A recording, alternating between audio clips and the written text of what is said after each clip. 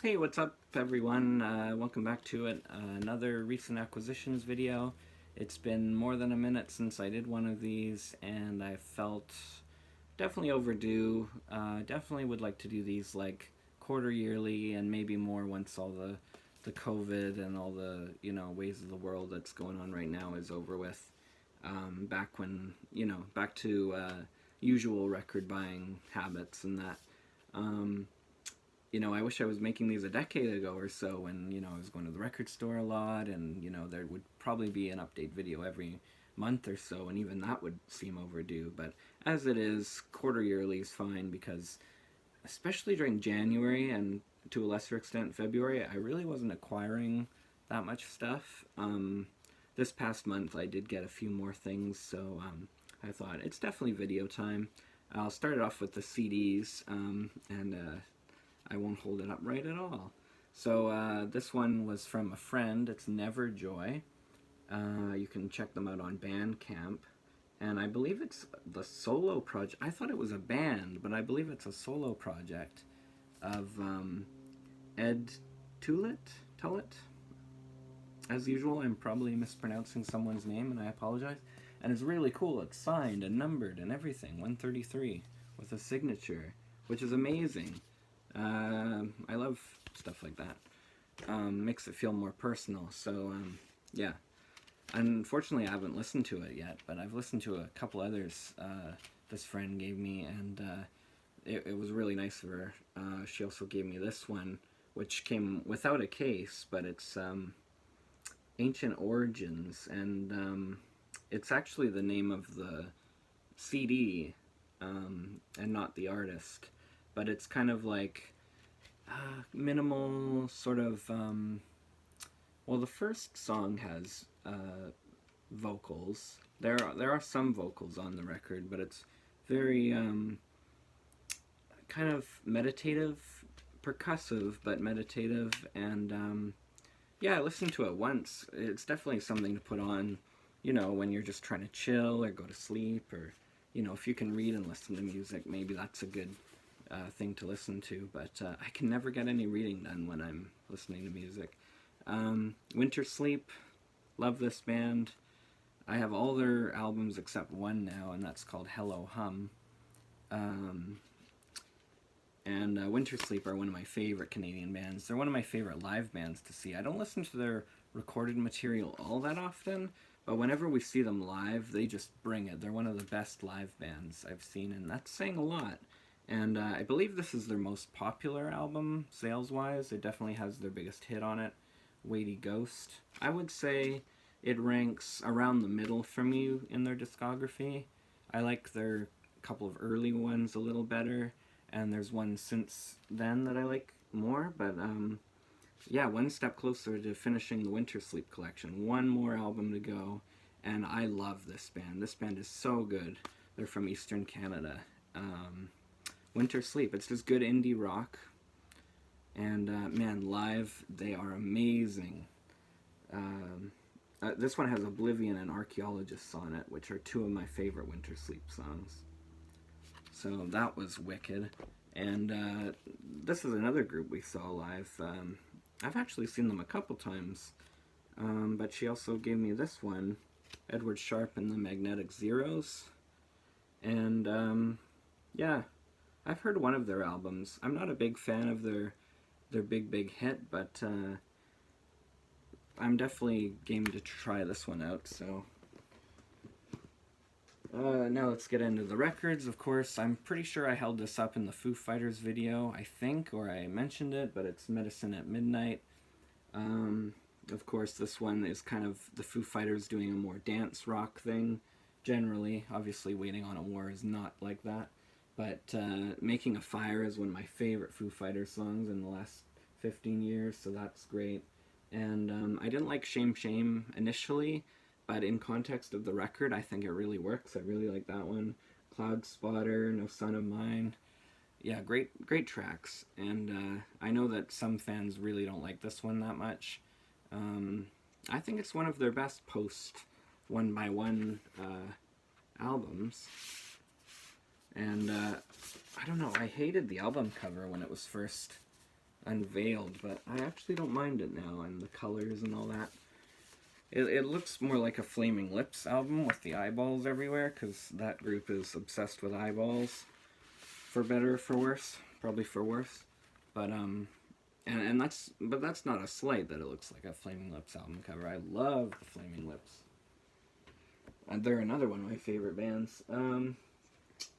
This one I picked up because it was very cheap on Amazon. I think it was about as cheap as picking up the CD, and I thought, I don't have that one in my collection. I have a few Mgmt, and I've heard them all. This is by far their most popular. It's probably my third favorite. Maybe it's my least favorite, but damn, it's still good. And even if it is my least favorite Mgmt, it's got one of their best songs on it, Time to Pretend. That song has just such a drive and an energy and a cheekiness to it. So catchy. Electric Feel is also really catchy. I hate to pick two of the most popular, but those would be my highlights from the record. It's a really good record. I just think that some of the ones coming after were a bit more consistent. A lot of people don't like the self-titled one. I love it. I get that a lot of people don't like it because of the production. I think it's amazing. It's a really psychedelic trip. What would a AC Dasher video be without some Fleetwood Mac? And this, of course, I don't know. It's probably been on, well, I know it's been on CD, this compilation, but I don't think it's been on vinyl unless they pressed one in '02. They might have, but I never saw it around. I had to order it, obviously. It's got all the, Peter Green stuff. It's not really the best. It's called The Best of Peter Green's Fleetwood Mac. It's not really the best. It's just the singles, essentially. Definitely Albatross is one of the best, as is Man of the World, Oh Well. Need Your Love So Bad is on here somewhere. There we go, the USA version. The original Black Magic Woman, of course. And Dragonfly. It's nice to have Danny Kerwin's Dragonfly on here.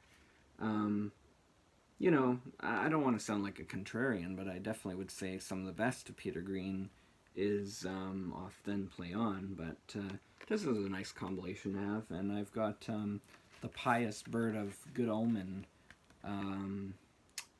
in the mail right now, so should be here for the next video. And I only have that on CD, so it's nice to get that on vinyl too. Next up, one of these is not like the other, but I am so into this guy, Post Malone. When he came out, I heard the Rockstar song, and I thought, oh, it's kind of like a lot of the trap rap stuff out there. But between seeing the Nirvana live stream with Travis Barker and all those guys a year ago, and him just killing the Kurt Cobain parts, beyond that, the Grammy performance with Red Hot Chili Peppers a couple years ago, and just how well his live stuff is, and hearing the song Stay live as well, I just became a fan. And then this came out, and Circles and Sunflower were huge, and I love those. I like his raps a lot, and I'm really, I like to collect all the LPs from Post. And I'm really, really curious as to what he will produce next, because he's been doing a lot of live streaming and live stuff, but apparently he's working on something. I just blame COVID for, how long it's taking. It was supposed to come out last year, I think. And then I guess we'll cap it all off with 311, Mardi Gras 2020, one of the last live things recorded before the whole pandemic. This, unfortunately, is on some third-party label I haven't heard of, and the packaging isn't quite as robust as I thought. The album art's pretty cool, and of course it's got their logo there, but I'm not sure how official this is. Like I said, it's kind of a third-party, and the packaging is kind of, I don't know, it's not flimsy, it's just kind of whack. Like, it's kind of glossy, but in a bad way. I also love how S.A. Martinez is Doug Martinez here, which of course is his birth name, but I don't think any official records say that. But yeah, it's just kind of flimsy, but